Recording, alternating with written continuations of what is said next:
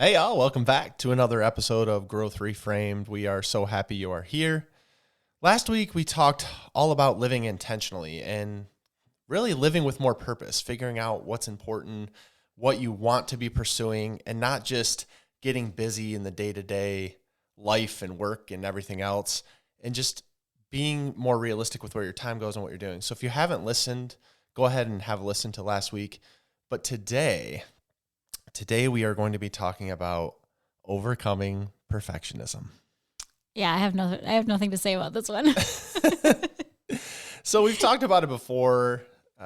Clearly you're a type A perfectionist. And so Just a little bit. we've long talked about doing an episode on that topic because I just think it's worth exploring. And so I actually came up with a handful of questions that I'm going to kind of interview you today. Oh, and we're going to geez. go through it. But I want to talk a little bit about myself and kind of how I've experienced it. Even though I don't necessarily fit into that bubble, fit into that category, I still think it affects all of us. So even if you don't consider yourself a perfectionist, I think there's going to be a lot of valuable things in this discussion.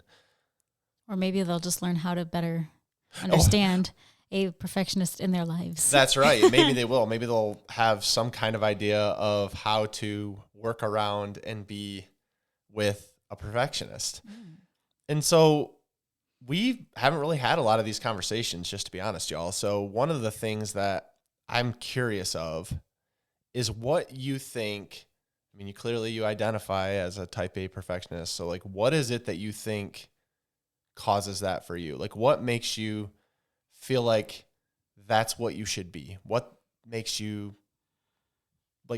that happen? How does one become a perfectionist is what I'm trying to figure out. Okay, so it's really funny that you're asking me that because I've long thought about this. And I feel like the common answers are like, well, my parents expected so much out of me, or, I really wanted people to like me. And I feel like those are so not my case. Like, growing up, okay, so the story is that when I was 2, I made my first mistake. Brandon loves this story Hold on, I've never heard this. because he's never heard this before. But the story goes that when I was 2, I made my first mistake and did something wrong for the very first time. I took a box of uncooked spaghetti noodles and dumped them all over the floor. And my parents were so happy that I finally made a mistake and did something wrong like a normal child should at 2. They clapped for me. And that's the story that we've told for almost 40 years now. And so really, honestly, I don't believe that it was my parents. Like, they obviously were proud of me and obviously expected a lot of me, but they were never like, you must get all A's, you must be this certain person, you must do these certain things. Like, they supported and loved me every step of the way. And I, even still to this day, I couldn't have asked for better parents. So it wasn't them doing it. And I feel like that's one of the most common ones, is like somebody imposed this perfectionism on you. And so no, that's not it. And so then I was like, well, maybe it's because I wanted people to like me. And then I was like, but honestly, being a perfectionist is kind of like the opposite of people liking you, right? Because growing up for me, that perfectionism showed up in being like the smart kid and the reader kid and the glasses wearing, braces doning, like that. Like, I was the geek. And so to say I did it because people would like me more is crazy, because people like a perfectionist less in my opinion. So that's out too for me. So I'm like, I guess somewhere along the way, I just internalized this and made it my thing. And I don't know why or how it came to be, because nobody made me this way. Mm-hmm. I don't know.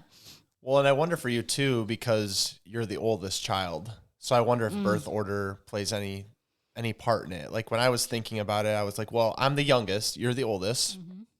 It seems to make more sense that you would want to show up in a way, even from a young age, because you have younger siblings. It might be that you wanted to show up in a more responsible way and take care of things and be more of like, not even like your parents expected it, but to be that perfect child, to be that person that no one had to worry about, because you had younger siblings and you knew like your mom had her hands full, for example. And so you were trying to, maybe I'm way off, but maybe that's where my brain goes.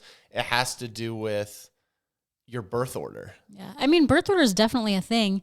My argument against I mean, I totally believe in birth order, but my arguments against that is that I'm almost 7 years older than my first and oldest next sibling. So I don't believe that like I didn't show perfectionist tendencies until she came along. Like I don't think that I was this imperfect child up until I was 7 and then was like, oh, now I got to be a role model. Let me change who I am.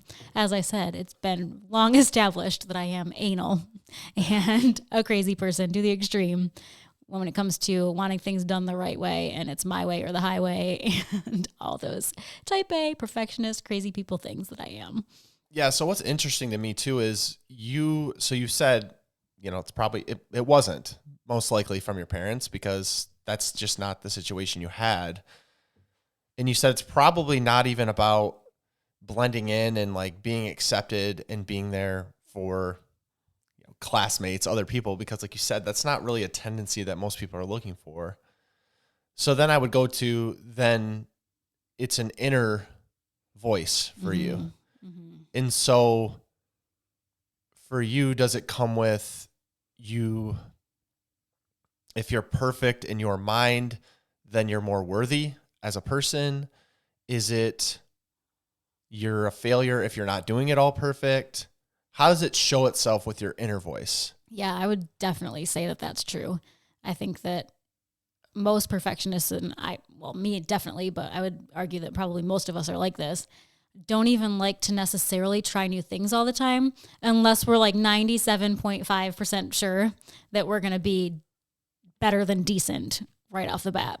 Like I would not try to go do something new until like the last few years, obviously, when I've been on my personal growth journey. But prior to that, I would not have gone and done something new that I wasn't reasonably sure that I could be great at and pretty decent at to begin with, but eventually excel at and pretty quickly excel. Mm-hmm. Because it's just a risk too risky to take, I guess, because you're just, if you're not okay with failure, if you're not okay with not being perfect, if you're not okay with people not seeing you in that perfect light, then you're not going to go do things that would make you look possibly stupid. So yes, definitely an inner voice thing. Mm-hmm. What do you think if your inner perfectionist voiced, what do you think they're most afraid of then? Like being found out, being the fact that you're not perfect, like you just said, is it about feeling stupid? Like I'm just trying to figure out and dissect the motivation behind why you're feeling that way. Because I know for me, I've told you a million times and you get sick of me saying it, and sometimes I still say it and sometimes I don't, and it's like, just get over it, just forget about it, like just move on, it's fine, it's okay. But then there must be some sort of fear there for why you're showing up. Like what is your inner perfectionist afraid of? I guess probably you touched on it a little bit earlier, just like that worthiness feeling, because I can't really think of anything that it would be other than that. Like, for instance, it really stresses me out that we don't have like a perfectly clean home.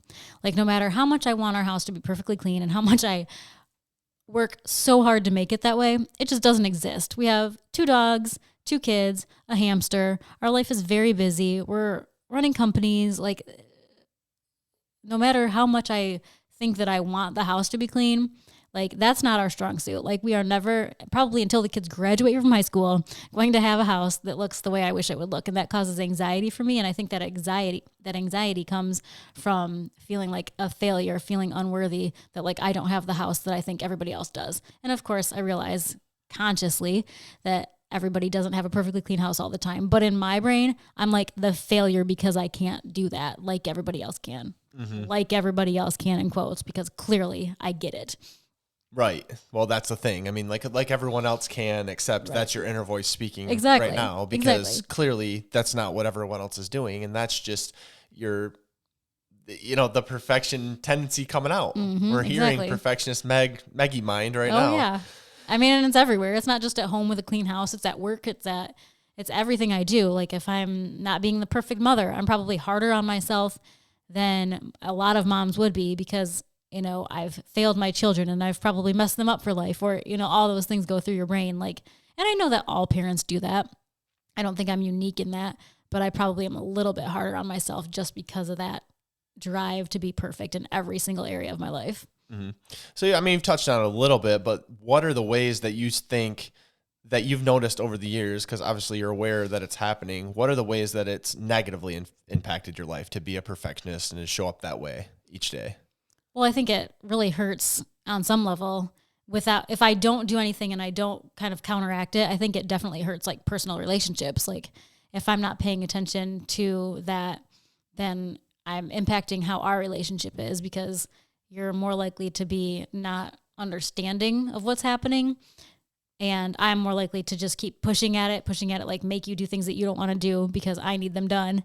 And you're just going to get a little resentful of me for that. And I'm just going to get irritated that it's not happening. So I think like in a marriage situation, it can cause some friction. And then just at work too, because if I'm demanding that everybody do it perfectly 100% of the time, then that's going to cause, a lot of stress on everybody else around me, because they're not going to live up to that standard. Of course they're not. They're humans. Like I don't even live up to that standard. So expecting every single person around me to do the same isn't realistic for me or for them. Yeah. Well, exactly. Well, I can tell. Obviously it's going on 20 years we've been together, and obviously we've had to try to learn each other and move past that. I would say for me, I understand it. It's interesting because I don't count myself as a perfectionist at all. Like it's rare that I would ever feel like that's how I am. Like I said, I'm the youngest child. I'm way more low key, way more go with the flow, way more like that, except situationally, I call it situational perfectionism. I do have situational perfectionism. You do. For example, what we're doing right now, this podcast, anything creative that I'm doing, when I'm creating, when I'm creating content, when I'm doing anything where I'm out of the norm of what I do and I'm leaning into things that I'm not really sure of, that's where the perfectionist comes in. That's where you're actually counseling me on the done is better than perfect type thinking. Right. And I still struggle with that. And I struggle with that. But I want to say that to everyone out there, because even if you don't identify as a perfectionist, you might fall in the rung that I do of the situational perfectionism. Right. So where is it coming up that you're expecting yourself to show up and not make mistakes? How are you doing that, and what pressures are you putting on yourself? And see, I find for myself, definitely with the creative things when I'm trying to do that, and certainly when I'm doing something new that I've never done before, right, I'm expecting that it is going to be perfect. And if it's not, then my inner voice is coming out and saying, you suck, you're worthless, you should never have tried this in the first place, all the bad things. And so for me, I can identify with that. But what I wanted to ask you is, and I could speak to it too, but how have you, now that you've identified you're a perfectionist, we've talked about how it's negatively affecting you.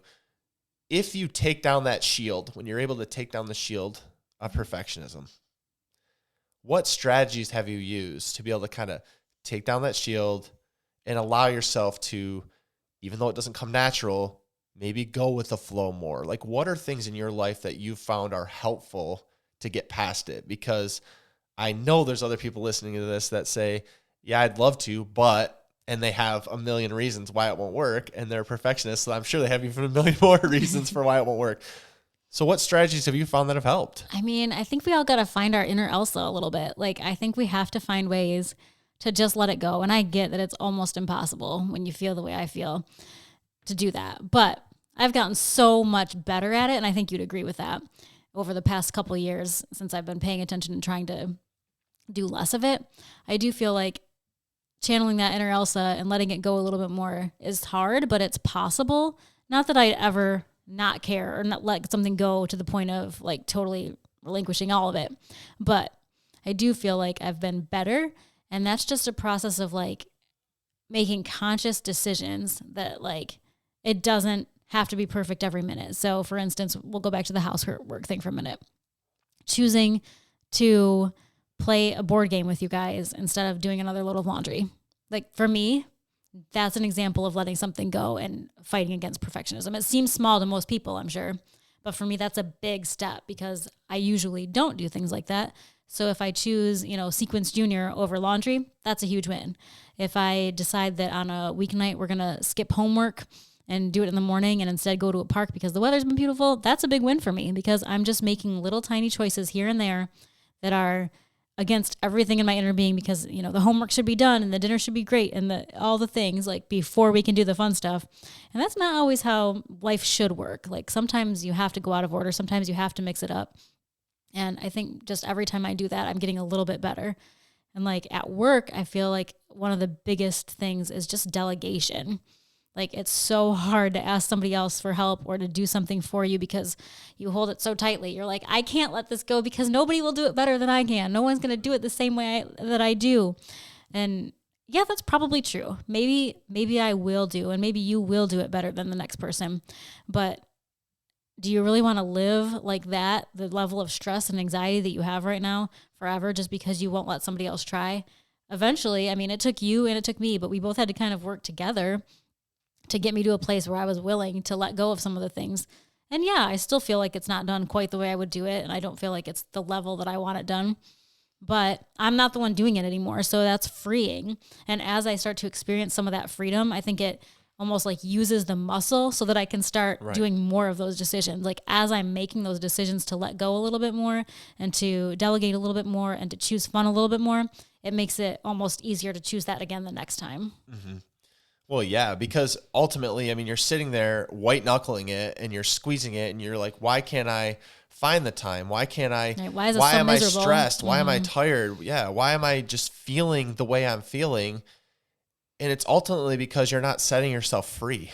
Right. Like every time you make the decision to, like we talked about last week, living more intentional, every time you make a decision that goes against your inner perfectionist voice, you're loosening the shackles a little bit more and becoming a little bit more free.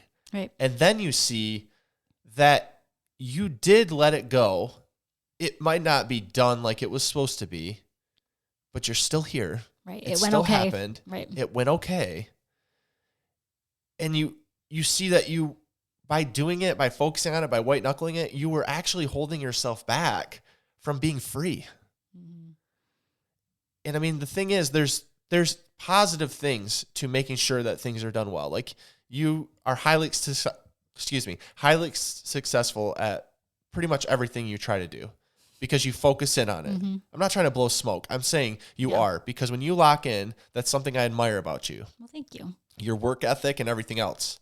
The thing is where it goes to the next step of right, but now it's got to be absolutely perfect. And what's amazing is, I just want to touch on this because we've talked about it on this episode, but when I have to come to you and we kind of know that it's coming and we kind of strategize and we kind of make sure, like I do things as your husband to make sure that it's more hospitable for your inner perfectionist. Because I know no matter how much you try, no matter how many strategies you put in, it's still going to come up.